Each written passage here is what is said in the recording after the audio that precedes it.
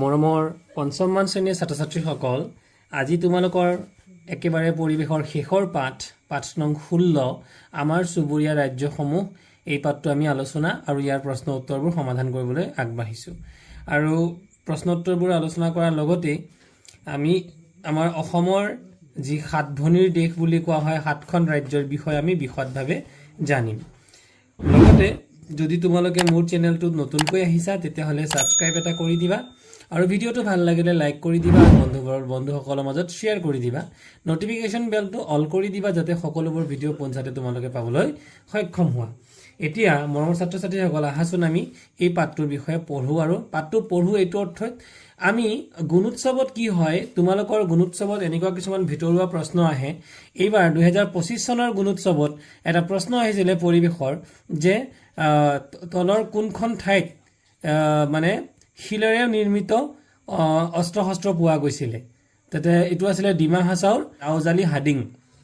কিন্তু এই প্ৰশ্নটো বহুতে হয়তো উত্তৰ কৰিব পৰা সমৰ্থ হোৱা নাছিলে, কাৰণ তেওঁলোকে ভিতৰুৱা পাঠটো কেতিয়াও নপঢ়ে। গতিকে পৰিৱেশ আমি গুণোৎসৱৰ দৃষ্টিৰে যদি চাবলৈ যাওঁ, অকল গুণোৎসৱ বুলিয়েই নহয়, আমি জ্ঞান অৰ্জনৰ ক্ষেত্ৰত আমি সদায় পাঠটো ভালকৈ পঢ়িব লাগে। কিন্তু আজিকালি কি হয়, মানুহে বা সকলো ছাত্ৰ ছাত্ৰীয়ে বা বাহ্যিক যি প্ৰশ্ন সেয়াৰ ওপৰতে গুৰুত্ব দিয়ে। গতিকে আহাচোন আমি গোটেই পাঠটো পঢ়িবলৈ যত্ন কৰোঁ। পাঠটোৰ নাম আছিল আমাৰ চুবুৰীয়া ৰাজ্যসমূহ। চুবুৰীয়া মানে অৰ্থ হৈছে আমাৰ যেনেকৈ আমাৰ ঘৰৰ, তোমালোকৰ প্ৰত্যেকৰে ঘৰৰ ওচৰ চুবুৰীয়া মানুহ থাকে, আমাৰ ৰাজ্যখনৰো ওচৰ চুবুৰীয়াতে কেইবাখনো তেনেকুৱা ৰাজ্য আছে। আমি আজি সেই ৰাজ্যবোৰৰ বিষয়ে জানিম। আমি নিজৰ চুবুৰীয়াসকলৰ প্ৰতিবেশীসকলৰ বিষয়ে যেনেকৈ জনাটো দৰকাৰ, আমাৰ ৰাজ্যসমূহৰ বিষয়েও ওচৰ চুবুৰীয়া ৰাজ্যসমূহৰ বিষয়ে আমি জনাটো দৰকাৰ। আমাৰ ভাৰতবৰ্ষ এখন বিশাল দেশ। বিশাল অৰ্থটো হৈছে ডাঙৰ। বিশাল ভাৰতবৰ্ষৰ উত্তৰ পূব কোণত আমাৰ অসম ৰাজ্যখন অৱস্থিত। ক'ত আছে বুলি ক'লে উত্তৰ পূব কোণত। এতিয়া উত্তৰ পূব মানে কি?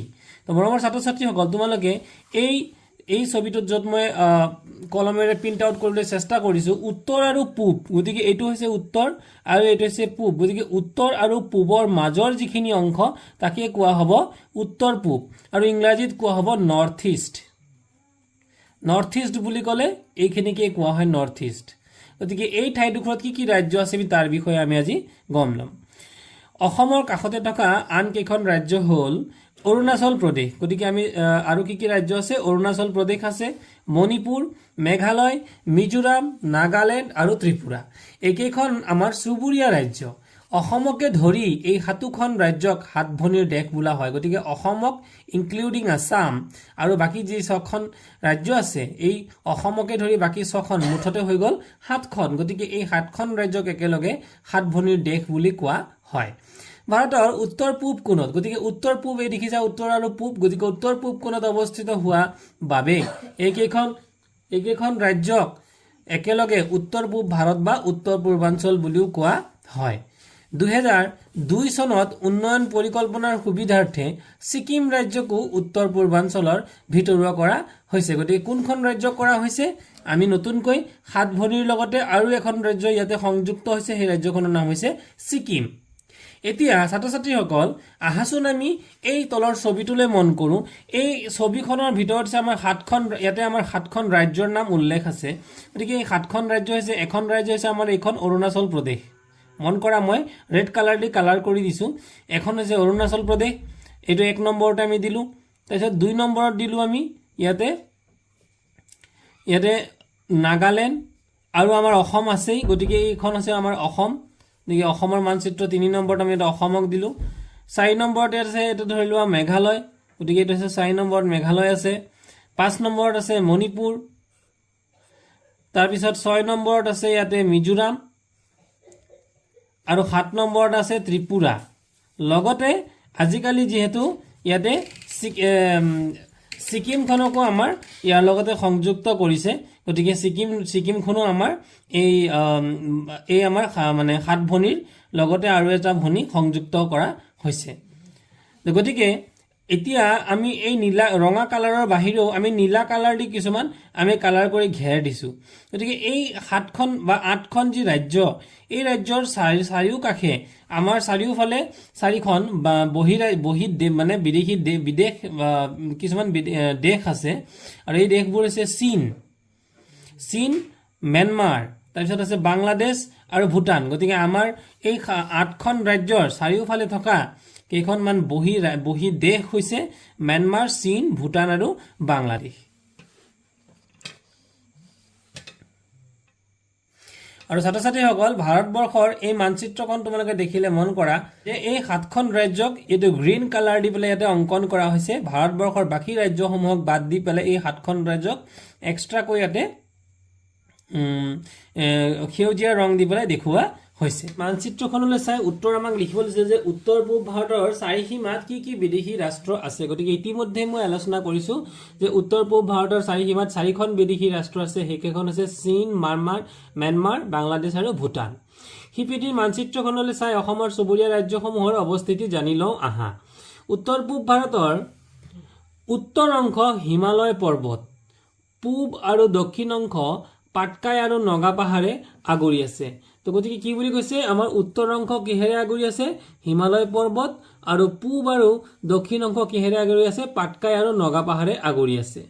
এই অঞ্চলৰ উত্তৰ ফালে ভূটান, তিব্বত, আৰু তিব্বত বৰ্তমান মন কৰা ছাত্ৰ ছাত্ৰীসকল, তিব্বত কিন্তু আমাৰ দেশৰ অংশ নহয়। তিব্বত হৈছে চীন দেশৰ অংশ বৰ্তমানে।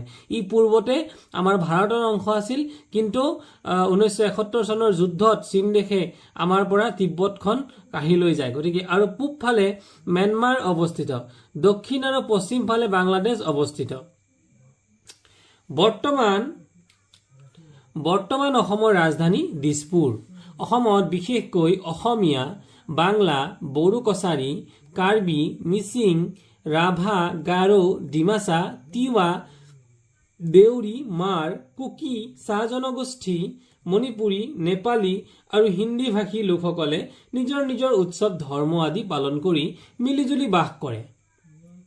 তোমালোকে ইতিমধ্যে দেখিছা যে আমাৰ অসমখনত বিভিন্ন তোমালোকৰ শ্ৰেণীটো হয়তো বিভিন্ন জাতি ধৰ্মৰ ছাত্ৰ ছাত্ৰীসকল আছে। কোনোবা কাৰ্বি, কোনোবা গাৰো, কোনোবা তিৱা, কোনোবা আদিবাসী, কোনোবা নেপালী, তেনেধৰণৰ জনগোষ্ঠীৰ লোকসকল ইয়াত আছে। অসমৰ প্ৰাকৃতিক সৌন্দৰ্য অতি মনোৰম। ব্ৰহ্মপুত্ৰ আৰু বৰাক এই প্ৰধান নদী দুখনকেই ধৰি অসমতো বহুতো নৈ উপনৈ আছে। গতিকে ছাত্ৰ ছাত্ৰীসকল, এই প্ৰশ্নটো পৰীক্ষাত আহে যে অসমৰ প্ৰধান নদী দুখনৰ নাম কি, ব্ৰহ্মপুত্ৰ আৰু বৰাক। ব্ৰহ্মপুত্ৰ নদীৰ নদীদ্বীপ মাজুলী। গতিকে ব্ৰহ্মপুত্ৰ নদীত থকা নদীদ্বীপটোৰ নাম কি, মাজুলী।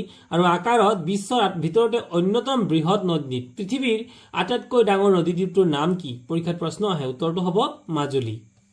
আমাৰ দেশখন স্বাধীন হোৱাৰ আগতে উত্তৰ পূব অঞ্চলৰ বেছিভাগ ঠাই অসমৰ ভিতৰতে আছিল। উত্তৰ পূব অঞ্চলৰ বেছিভাগ ঠাই কি বুলি ক'লে, অসমৰ ভিতৰতে আছিল। আমাৰ দেশ স্বাধীন হোৱাৰ আগত, আমাৰ দেশ স্বাধীন কেতিয়া হৈছিল, 1947 চনৰ 15 আগষ্ট তাৰিখে। আৰু তাৰ আগত অসমৰ এতিয়া যিবোৰ ৰাজ্য বাহিৰত হৈ গৈছে, যেনে ধৰি লোৱা মেঘালয়, মিজোৰাম, ত্ৰিপুৰা, অৰুণাচল প্ৰদেশ, এইবোৰ কিন্তু আমাৰ অসমৰ অন্তৰ্গত আছিল। পৰৱৰ্তী কালত শাসনৰ সুবিধাৰ বাবে আৰু জনগোষ্ঠীসমূহৰ স্বকীয় উন্নতিৰ বাবে বৰ্তমানৰ অসমকে ধৰি 7খন পৃথক ৰাজ্য গঠিত হৈছে। গতিকে নাগালেণ্ড, এসময়ত নাগালেণ্ড ৰাজ্যখন নগা পাহাৰ, মনত ৰাখিবা, নগা পাহাৰ হিচাপে অসমৰ অংগ আছিল, অৰ্থাৎ ই অসমৰ ভিতৰতে আছিল। 1963 চনৰ 1 ডিচেম্বৰত ই নাগালেণ্ড নামেৰে এখন পূৰ্ণাংগ ৰাজ্য হিচাপে স্বীকৃতি পায়। কিমান চনত, 1963 চনৰ 1 ডিচেম্বৰত। তাৰপিছত আহি গ'ল মেঘালয়। পূৰ্বে মেঘালয়ো অসমৰ অংগ আছিল, হয়নে বাৰু? আৰু তেতিয়া অসমৰ ৰাজধানী আছিল শ্বিলং। সেই সময়ত কিন্তু অসমৰ ৰাজধানী ক'ত আছিল, শ্বিলঙত। বৰ্তমান অসমৰ ৰাজধানী হৈছে দিছপুৰ, কিন্তু তেতিয়া অসমৰ ৰাজধানী আছিল শ্বিলং। 1972 চনত মেঘালয় পূৰ্ণাংগ ৰাজ্য স্বীকৃতি পায়। মেঘালয়ৰ মৌচিনৰামত পৃথিৱীৰ ভিতৰতে আটাইতকৈ বেছি বৰষুণ হয়। গতিকে এইটো এটা ইম্পৰ্টেণ্ট প্ৰশ্ন যে মেঘালয়ৰ ক'ত পৃথিৱীৰ ভিতৰত আটাইতকৈ বেছি বৰষুণ হয়, উত্তৰ হ'ব মৌচিনৰামত।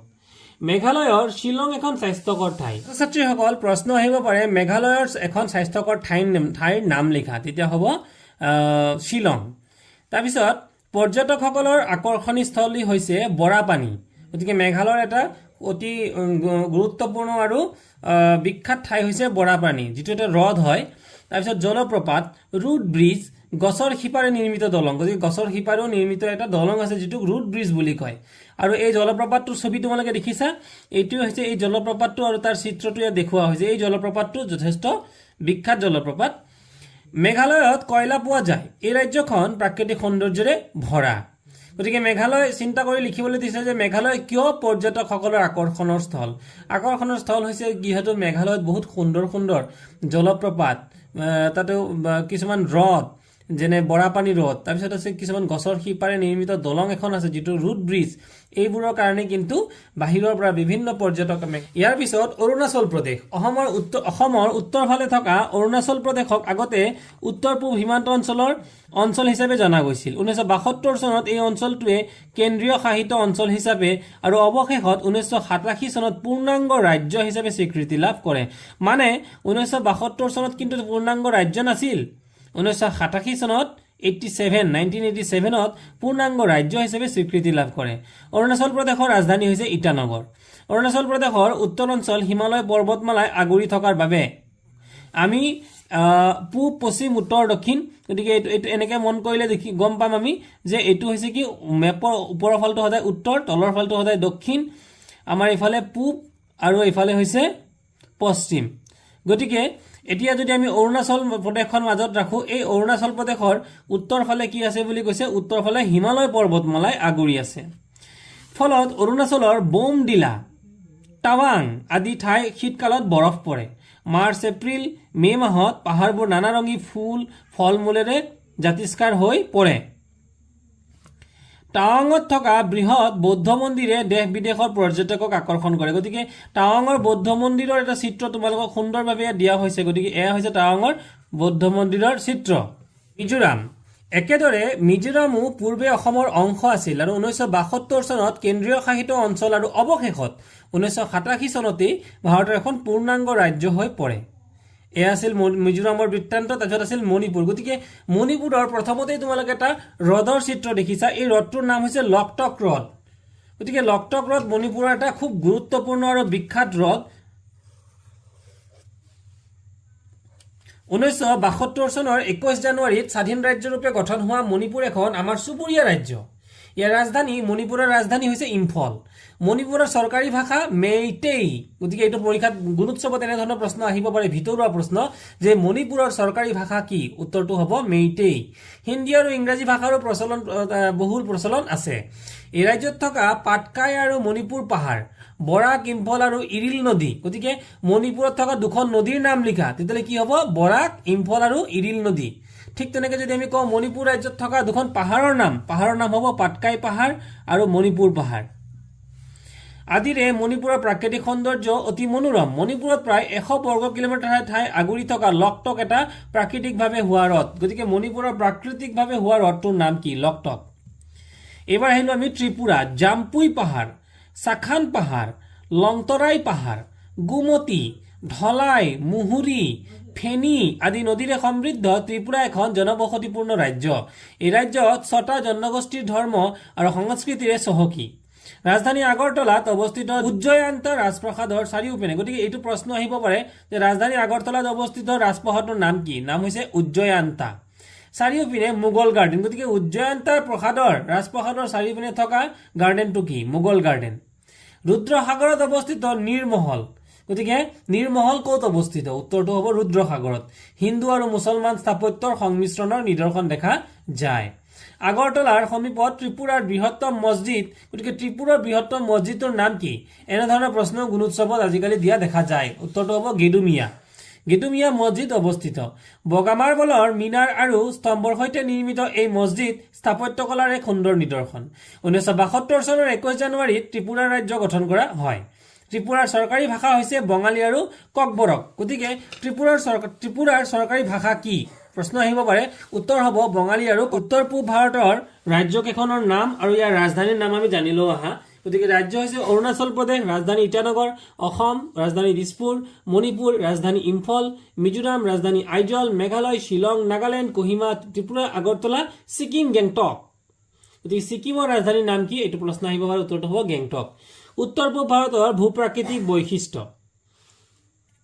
ভূ মানে হৈছে মাটি আৰু প্ৰাকৃতিক মানে হৈছে বিভিন্ন ধৰণৰ জলবায়ুৰ যি বৈশিষ্ট্য। উত্তৰ পূব ভাৰতৰ ৰাজ্যকেইখনৰ প্ৰাকৃতিক সৌন্দৰ্য অতি মনোৰম। পৰ্বত, পাহাৰ, মালভূমি, সমভূমি, নদ নদী, উপত্যকা, খাল, বিল, হ্ৰদ, চৰচাপৰি আদিৰে এই ৰাজ্যকেইখন সমৃদ্ধ হৈ আছে। ইয়াৰ হাবিবননিত নানা প্ৰজাতিৰ অসংখ্য জীৱ-জন্তু আৰু চৰাই-চিৰিকটি আছে।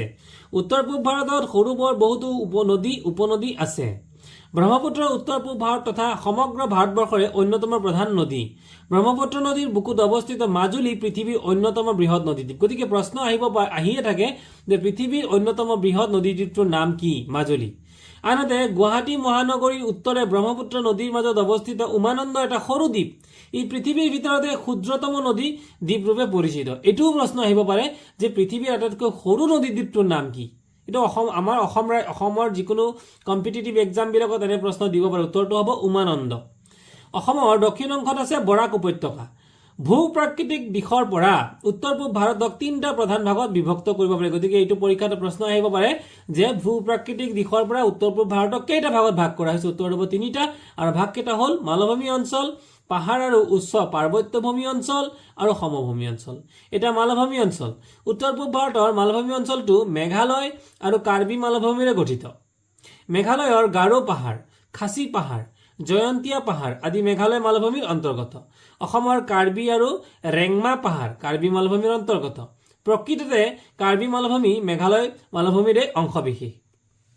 পাহাৰ আৰু উচ্চ পাৰ্বত্যভূমি অঞ্চল। ছিকিম আৰু অৰুণাচল প্ৰদেশৰ উত্তৰ অঞ্চল হিমালয় পৰ্বতমালাই আগুৰি থকা বাবে ইয়াৰ উচ্চতা বেছি। অৰুণাচল প্ৰদেশৰ উত্তৰ অঞ্চলটো শীতকালত বৰফেৰে ঢাক খাই থাকে। গতিকে মনত ৰখা দৰকাৰ যে আমাৰ অসম বা মিজোৰাম এনেবোৰ অসম ত্ৰিপুৰা আদিবোৰত কিন্তু বৰফ নাথাকে, কিন্তু কিছু হওক মিজোৰাম বা অৰুণাচল প্ৰদেশ, ছিকিম আদি ৰাজ্যত বৰফে ঢাক খাই থাকে শীতকালটো। ছিকিম আৰু নেপালৰ সীমান্তত অৱস্থিত কাঞ্চনজংঘা নামটো মনত ৰাখিবা। ছিকিম আৰু নেপালৰ সীমান্তত অৱস্থিত কাঞ্চনজংঘা পৃথিৱীৰ 3য় উচ্চতম শৃংগ। গতিকে প্ৰশ্ন আহিব পাৰে পৃথিৱীৰ 3য় উচ্চতম শৃংগটোৰ নাম কি? উত্তৰ হ'ব কাঞ্চনজংঘা। এই কাঞ্চনজংঘা নামৰ আমাৰ আচলতে এখন বোলছবিও আছে। গতিকে নামটো তোমালোকে ভালকৈ মনত ৰাখি ল'বা। অঞ্চলটোৰ পূবে পাটকাই পাহাৰ, নাগা পাহাৰ, মণিপুৰ আৰু মিজোৰামৰ পাহাৰ শাৰী শাৰীকৈ আছে। এইবাৰ সমভূমি অঞ্চল।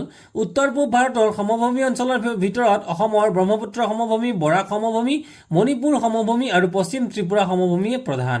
উত্তৰ পূব ভাৰতৰ নদী উপত্যকাৰ সমভূমি অঞ্চলকেইটা দেশৰ ভিতৰতে সাৰুৱা কৃষিকাৰ্যৰ বাবে অতি উপযোগী। এয়া হৈছে উত্তৰ পূব ভাৰতৰ আমাৰ যি অঞ্চল, সেই অঞ্চলটোৰ এটা চিত্ৰ। আৰু এই চিত্ৰটোত আচলতে উত্তৰ পাৰ্বত্য অঞ্চলবোৰ হালধীয়া ৰং, অৰ্থাৎ এই যে অৰুণাচল, তোমালোকে মন কৰা এই অৰুণাচল ৰাজ্যখনৰ এটা বিশেষ অংশ আৰু ইফালে ছিকিমৰ এটা বিশেষ অংশ, গোটেইখন কিন্তু হালধীয়া ৰঙেৰে ৰং কৰা হৈছে। তাৰ মানে এই অঞ্চলটো হৈছে পাহাৰীয়া অঞ্চল। গতিকে ইয়াক উত্তৰ পাৰ্বত্য অঞ্চল, পাহাৰ বা পৰ্বতৰে আগুৰা, গতিকে আচলতে পৰ্বতৰে আগুৰা, গতিকে এই অঞ্চলটোক হালধীয়া ৰং কৰা হৈছে। তাৰপিছত আছিল বেঙুনীয়া ৰং। বেঙুনীয়া ৰংটো হৈছে পাহাৰীয়া অঞ্চল। গতিকে পাহাৰীয়া অঞ্চল যিকেইটা ৰং তোমালোকে দেখিছা, এই অঞ্চলবিলাকত কিন্তু বেছিভাগেই কি আছে? পাহাৰেৰে, অৰুণাচলৰ বিশেষ কিছুমান অংশ, ত্ৰিপুৰা আদি ঠাইবোৰ হৈছে, তোমালোকে ইয়াত দেখিলে গম পাবা এই ঠাইবোৰ কিন্তু পাহাৰেৰে আবৃত্ত। তাৰপিছত আছিল গেৰুৱা ৰঙেৰে যে মালভূমি অঞ্চল। বাকী এই যি ঠাই দেখিছে 2টা ৰঙত দেখুৱাইছে, এই অঞ্চলবোৰ হৈছে মালভূমি, যেনে মেঘালয় বুলি কৈছে। গতিকে মেঘালয় আৰু কাৰ্বি মালভূমি, কাৰ্বি আংলঙৰ ঠাইবোৰ সাধাৰণতে মালভূমি অঞ্চল। তাৰপিছত আছে সমভূমি অঞ্চল। সমভূমি অঞ্চলটো যিহেতু সেউজীয়া ঘাঁহ, গতিকে গ্ৰীণ কালাৰ, অৰ্থাৎ সেউজীয়া কালাৰ কৰা হৈছে। এই বাকী অংশবোৰ কিন্তু সমভূমি অঞ্চল। পূব ভাৰতৰ ভূপ্ৰাকৃতিক ভাগসমূহৰ মানচিত্ৰখন পৰ্যবেক্ষণ কৰি তলৰ প্ৰশ্নবোৰ উত্তৰ দিবলৈ দিছে যে উত্তৰ পূব ভাৰতৰ কোনখন ৰাজ্য প্ৰধানকৈ মালভূমিৰে আবৃত? উত্তৰটো হ'ব মালভূমিৰে আবৃত ৰাজ্যখন হৈছে মেঘালয়। উত্তৰ পূব ভাৰতৰ কোনকেইখন ৰাজ্যত সমভূমি আছে? গতিকে সমভূমি থকা ৰাজ্যবোৰ আমাৰ যদি আমি চাবলৈ যাওঁ, গতিকে অসমখন হ'ব সমভূমি থকা এখন ৰাজ্য। অৰুণাচল প্ৰদেশৰ কোন দিশত হিমালয় পৰ্বতমালা অৱস্থিত? অৰুণাচল প্ৰদেশৰ উত্তৰ দিশত। উত্তৰটো হ'ব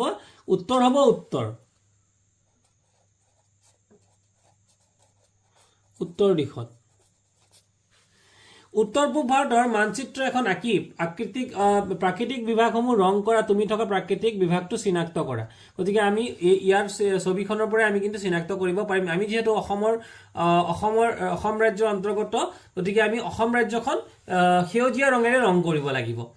উত্তৰ পূব ভাৰতৰ জনজীৱন। উত্তৰ পূব ভাৰতৰ ৰাজ্যকেইখন সৰু বৰ অনেক জাতি জনগোষ্ঠীৰ মিলনভূমি। এই ৰাজ্যকেইখনৰ মাজত সামাজিক আৰু সাংস্কৃতিক সুসম্পৰ্ক আছে। উত্তৰ পূব ভাৰতৰ কিছুমান জনগোষ্ঠীৰ নাম জানি লওঁ আহা। এতিয়া অৰুণাচল প্ৰদেশত কিছুমান জনগোষ্ঠী আছে আৰু জনগোষ্ঠীবিলাক হৈছে আদি, নিচি, গালো, আপাতানি, মনপা আদি। তাৰপিছত আছিল অসম। অসমত থকা জনগোষ্ঠীবোৰ হৈছে ডিমাচা, বড়ো, কাৰ্বি, আহোম, মিচিং, দেউৰী, সোণোৱাল, কছাৰী, শৰণীয়া কছাৰী, ঠেঙাল কছাৰী, তিৱা, চুতীয়া, ৰাভা, হাজং, কোচ ৰাজবংশী, চাহ জনগোষ্ঠী আদি। তাৰপিছত আছিল মেঘালয়। মেঘালয়ত থকা জনগোষ্ঠীকেইটা হৈছে খাচী, গাৰো আৰু জয়ন্তীয়া, এই তিনিটা। মিজোৰাম। মিজোৰামত থকা জনগোষ্ঠী হৈছে মিজো আৰু মাৰ।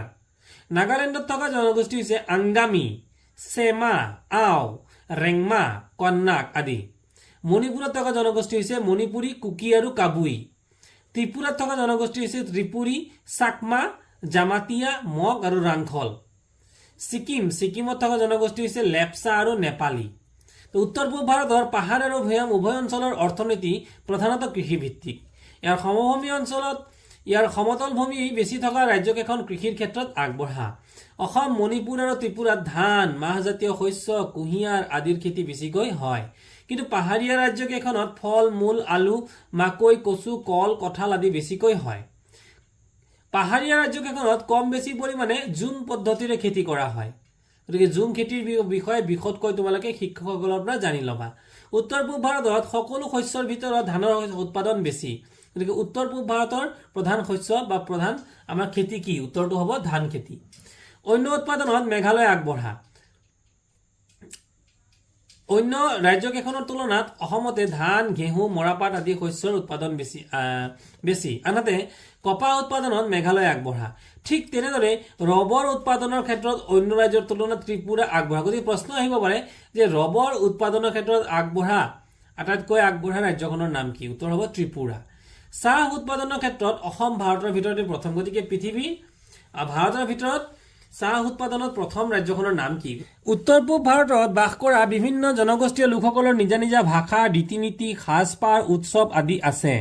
অসমৰ চুবুৰীয়া ৰাজ্যসমূহৰ জনগোষ্ঠীয় লোকসকলৰ নিজা নিজা ভাষা থকাৰ উপৰিও তেওঁলোকৰ মাজত ইংৰাজী, অসমীয়া, মণিপুৰী, নেপালী, বঙালী ভাষাৰ প্ৰচলনো দেখা যায়।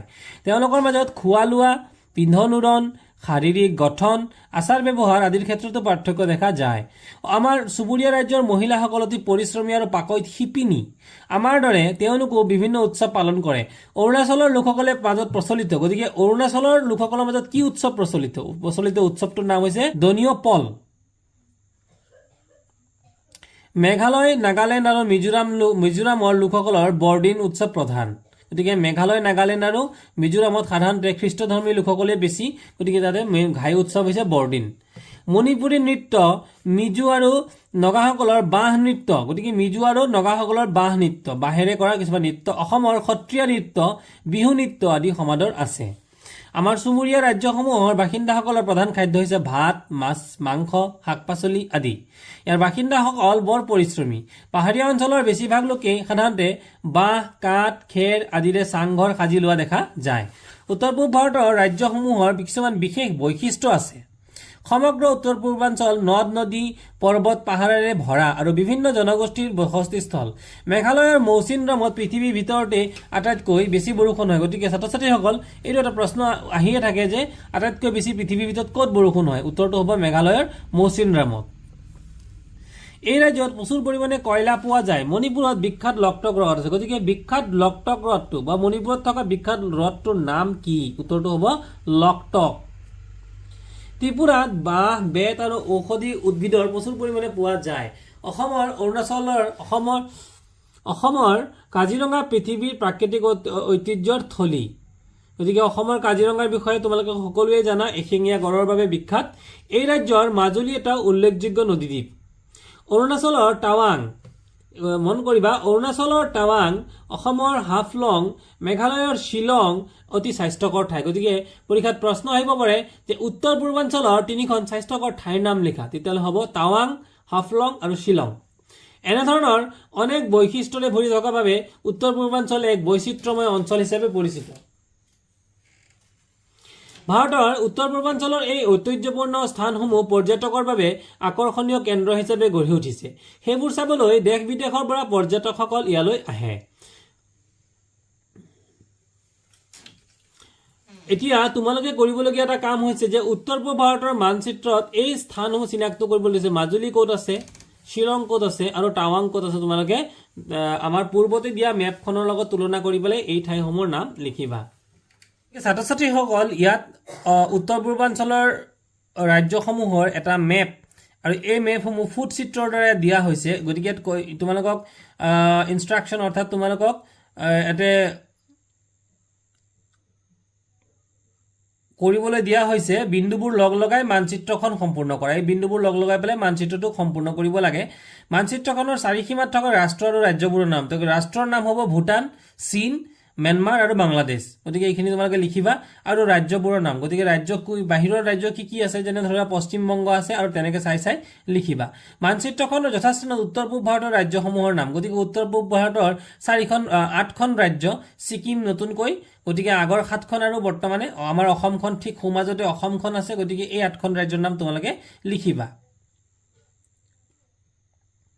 उत्तर पूब भारत राज्यकेइखन बेलेग बेलेग रंगेरे देखुवा और प्रत्येकखन राज्ये बेलेग बेलेग कालार करिब दिसे तुमालोके बेलेग बेलेग कालार करि पेलाय देखुवाबा ইয়াৰ পিছতে আছিল আমাৰ পাঠভিত্তিক প্ৰশ্নসমূহ উত্তৰ পূব ভাৰতৰ ৰাজ্যসমূহৰ নাম গতিকে ৰাজ্যসমূহৰ নাম হৈছে অসম অৰুণাচল প্ৰদেশ মেঘালয় মিজোৰাম ত্ৰিপুৰা নাগালেণ্ড আৰু মণিপুৰ আৰু ছিকিম এতিয়া উত্তৰ পূব ভাৰতৰ কেইটামান জনগোষ্ঠীৰ নাম লিখিবলৈ দিছে গতিকে উত্তৰ পূব ভাৰতৰ কেইটামান জনগোষ্ঠীৰ নাম হৈছে আমি ইতিমধ্যে আলোচনা কৰি গৈছো গতিকে এই উত্তৰ পূব ভাৰতৰ ইয়াতে 8খন ৰাজ্যৰ নাম দিয়া হৈছে আৰু ইয়াৰ জনগোষ্ঠীসমূহৰ নাম দিয়া হৈছে ছাত্ৰ ছাত্ৰীসকল তোমালোকে ইয়াৰ পৰাই এই ৰাজ্য বা ৰাজ্যৰ নাম জনগোষ্ঠীসমূহৰ নামবোৰ লিখি লবা তাৰ পিছৰ প্ৰশ্ন আছিল উত্তৰ পূব ভাৰতক হাত ভনিৰ দেশ বুলি কিয় কোৱা হয় গতিকে উত্তৰ পূব ভাৰতক হাত ভনিৰ দেশ বুলি কোৱা অসম এই ইয়াত যিকেইটা নাম লিখা হৈছে যে অসম অৰুণাচল প্ৰদেশ মেঘালয় মিজোৰাম ত্ৰিপুৰা নাগালেণ্ড আৰু মণিপুৰ ছিকিমক বাদ দি পেলাই বাকি 7খন ৰাজ্য যেহেতু আগৰে পৰাই আমাৰ উত্তৰ পূৰ্বাঞ্চলৰ অংশ আছিল গতিকে এই ৰাজ্যকেইখনক একেলগে হাত ভনিৰ দেশ বুলি কোৱা